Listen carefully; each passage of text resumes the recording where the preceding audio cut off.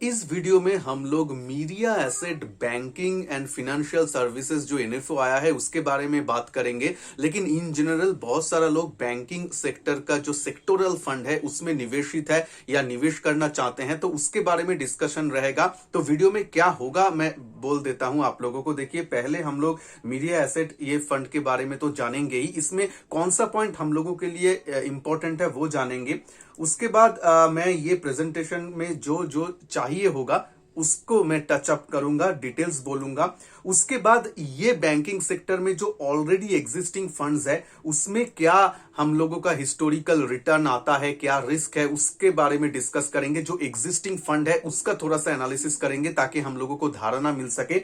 उसके बाद मैं आप लोगों के साथ लॉन्ग टर्म बैंक निफ्टी का जो चार्ट है उसको एनालाइज करेंगे ताकि हम लोगों को मालूम हो सके अगर जब रिट्रेसमेंट आएगा या फिर जब निफ्टी बैंक निफ्टी नीचे जाता है तो कितना प्रतिशत हिस्टोरिकली लॉस हुआ है हम लोगों को। As a index wise chart में क्या इंडिकेशन आ रहा है उसके बारे में भी जानेंगे। तो बहुत ही इंफॉर्मेटिव होने वाला है ये वीडियो। चलिए शुरू करते हैं। देखिए, पहले तो आ जाते हैं ये जो media asset banking and financial services एक एनएफओ है, न्यू फंड ऑफर लाया है ये लोग। तो डिटेल्स देख लेते हैं। देखिए, ये 25 नवंबर से ओपन है, तो आप लोग अभी चाहें तो निवेश कर सकते हैं। मैं वीडियो का एंड में बताऊंगा कि मेरा राय क्या है इसके ऊपर, हम लोगों को निवेश करना चाहिए कि नहीं। उसके बाद देखिए, ये ऑफर आपका जो न्यू फंड ऑफर ये 4 दिसंबर तक है, ये चलेगा। उसके बाद जब ये लिस्टिंग होगा 11th को आपको लिस्टिंग मिल जाएगा, 11th दिसंबर। और उसके बाद नॉर्मल जो उसका ट्रांजैक्शन होगा वो आपका जो होगा 14th दिसंबर से ये नॉर्मल आप नॉर्मली जो बाई सेल करते हैं वो आप कर पाएंगे। तो देखिए, अबाउट द फंड ये सब जो बोला है वो तो मैं आप लोगों को एक्सप्लेन कर ही दूंगा। मेन चीज है ये जो है ये सिर्फ बैंकिंग नहीं, जो बीएफएसआई सेक्टर है यानी अदर फिनेंशियल जो सेक्टर है उसमें ये लोग निवेश करते हैं। तो अदर फिनेंशियल सेक्टर आप लोगों को क्या क्या है उसके लिए देखिए, आपका जो प्राइवेट और पब्लिक सेक्टर बैंक, ये तो बैंकिंग के में से आ गया, वो हम जानते हैं। उसके साथ साथ आप देख सकते हैं यहां पे मैं आप लोगों के लिए थोड़ा सा जूम भी कर देता हूं। स्मॉल फिनेंस बैंक आता है, जैसे कि आपका जान लीजिए अभी अगर देखेंगे तो आपका इक्विटा स्मॉल फिनेंस बैंक है, एयू स्मॉल फिनेंस बैंक है, जो लिस्टेड कंपनीज है, मैं उसके बारे में बोल रहा हूं। महिंद्रा फिनेंस, फिर एलएनटी फिनेंस होल्डिंग, ये सब जो है स्मॉल फिनेंस सेक्टर आप बोल सकते हैं। उसके बाद एनबीएफसीज एंड एचएफसीज, जो जैसे कि बजाज फिनेंस, बजाज फिनसर्व, ये सब आपका एनबीएफसीज में आता है। रेटिंग एजेंसीज यानी क्रिसिल, केयर, ये सब जो रेटिंग एजेंसीज है, जो लिस्टेड एंटिटीज है वो।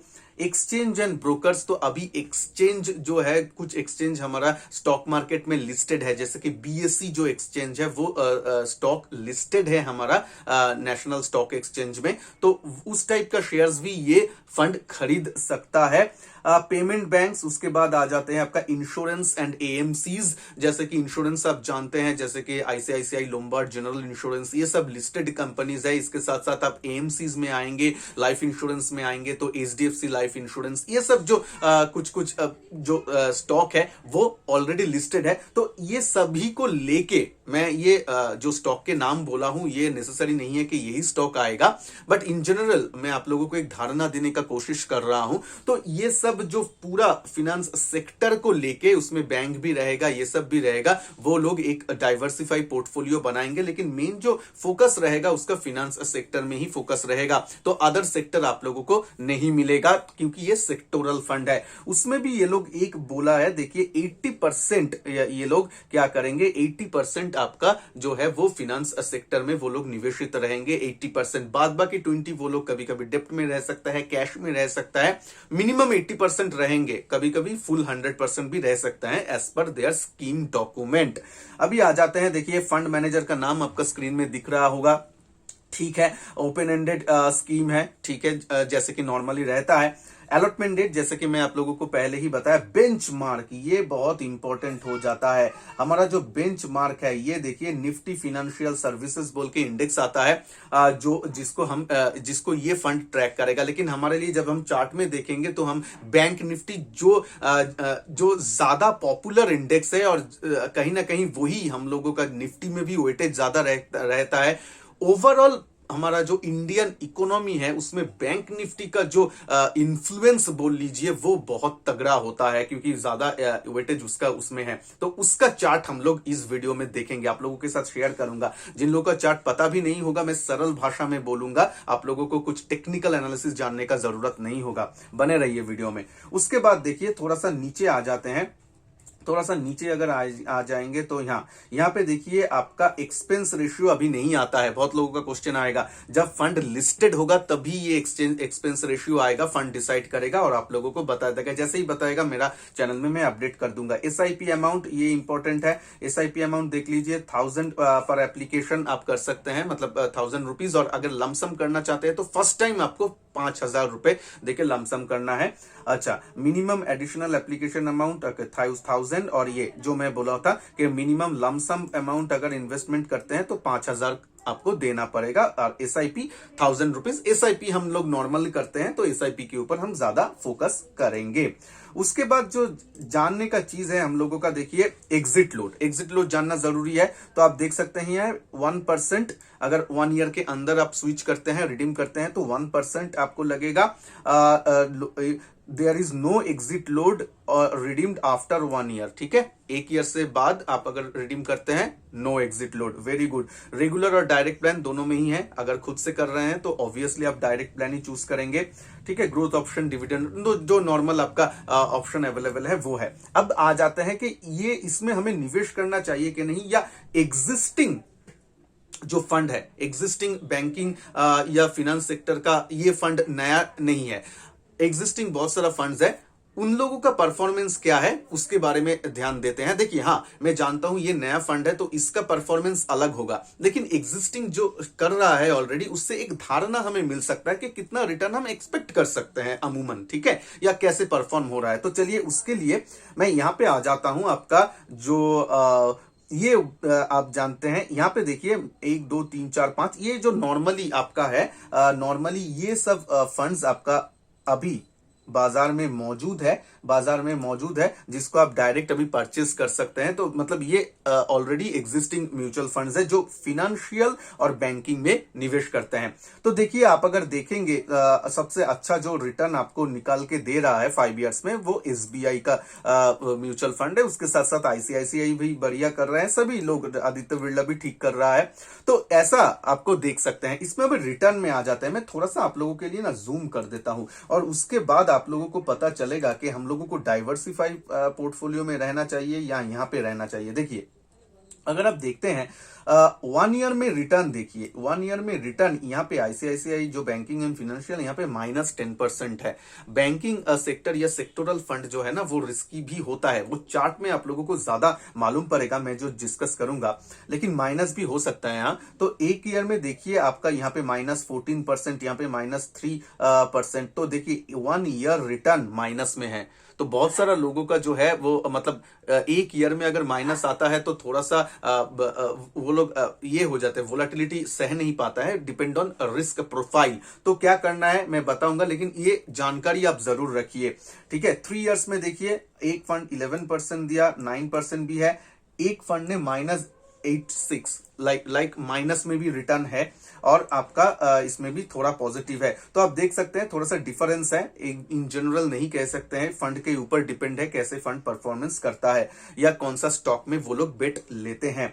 5 इयर्स में रिटर्न आप देख सकते हैं, 17 ईयर। लॉन्ग टर्म में देखिए स्मूथ आउट होता है। इसलिए मैं बोलता हूं अगर आप सेक्टोरियल फंड भी प्ले करते हैं, कुछ को प्ले करते हैं, तो बॉटम में खरीदना, ऊपर में बेचना, या फिर आपको लॉन्ग टर्म में जाना, ये करना है। एकदम आंख बंद करके निवेश सेक्टोरल फंड में नहीं करना है।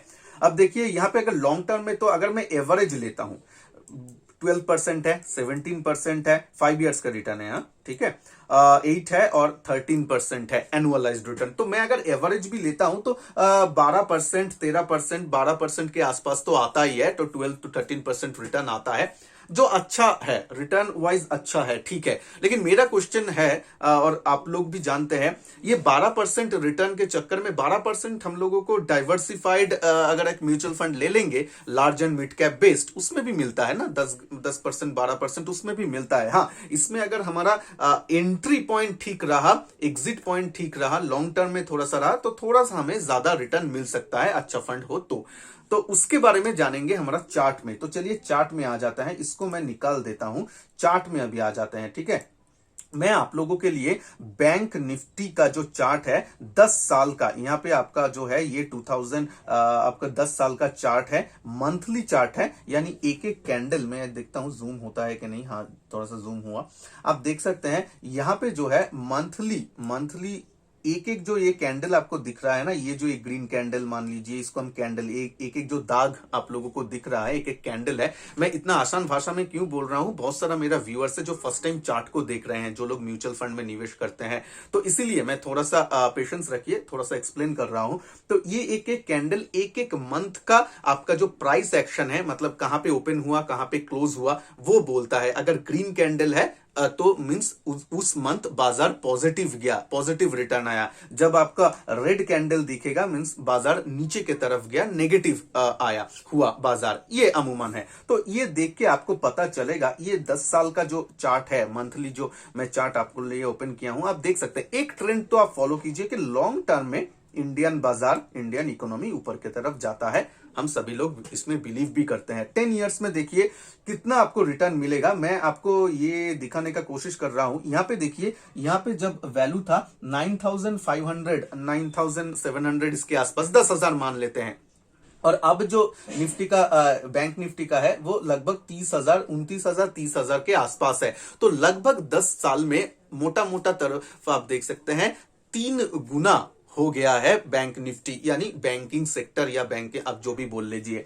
तो 10 साल में 3 गुना, बहुत बहुत अच्छा रिटर्न इसको माना जाएगा। 10 साल में अगर आपका मनी 3 गुना, 3 डबल कर देता है वो, तो ठीक है, ये तो बहुत ही अच्छा है। आपका 9,000 का 10,000 का चीज आपका हो गया है 30,000। ठीक है, ये अच्छी बात है।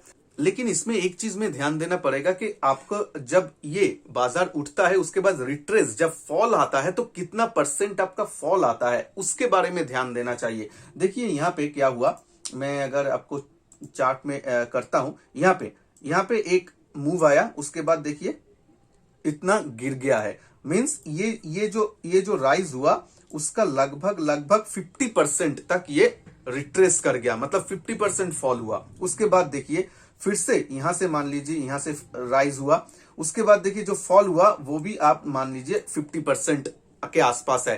तो जब रिट्रेस होता है बैंक निफ्टी तो 50% आपका पोर्टफोलियो जा सकता है, ठीक है, लॉस आ सकता है। ये चार्ट बोल रहा है, मैं नहीं बोल रहा हूं, ये चार्ट बोल रहा है। अगर कोई फंड डायरेक्टली बैंक निफ्टी में ऐसा आ रहा है तो आप इसके लिए रेडी रहिएगा, ठीक है। तो आप लोगों को जो करना है, देखिए टॉप कोई भी पकड़ नहीं पाते हैं, तो आपका जब ये बैंकिंग या सेक्टोरल फंड लेंगे तो आइडियल होता है जब थोड़ा सा रिट्रेसमेंट आए तब थोड़ा सा अमाउंट डालेंगे। फुल रिट्रेसमेंट कोई नहीं प्ले कर सकता है, जैसे ही थोड़ा सा करेक्शन आए तब थोड़ा इन्वेस्ट किया यहाँ पे, और उसके बाद थोड़ा सा और भी इन्वेस्ट किया, ऐसा गिरते हुए बाजार में और उठते हुए बाजार में उसका लाभ लेना चाहिए। और जब बहुत क्रेजी मार्केट हो जाए, थोड़ा सा 20% 40% 100% रिटर्न आ जाए, तब उससे थोड़ा सा प्रॉफिट बुक कर लेना आसान है। या फिर अगर आप लॉन्ग टर्म में बने रहे तो ठीक है, लॉन्ग टर्म के लिए ठीक है। लेकिन जो लोग भी सेक्टोरल फंड प्ले करता है, मैं जानता हूं वो लोग ज्यादा रिस्क लेने की कोशिश करते हैं, तो उसके लिए मैं बोल रहा हूं। तो एंट्री पॉइंट इसमें बहुत इंपॉर्टेंट हो जाता है। जो लोग एंट्री ठीक तरीके से कर पाते हैं, देखिए एकदम ठीक नहीं कर पाएंगे, कोई भी नहीं कर पाएगा। लेकिन अगर थोड़ा सा मान लीजिए ये फरवरी मार्च में जब क्रैश हुआ 2020 में, तब अगर हम लोग थोड़ा सा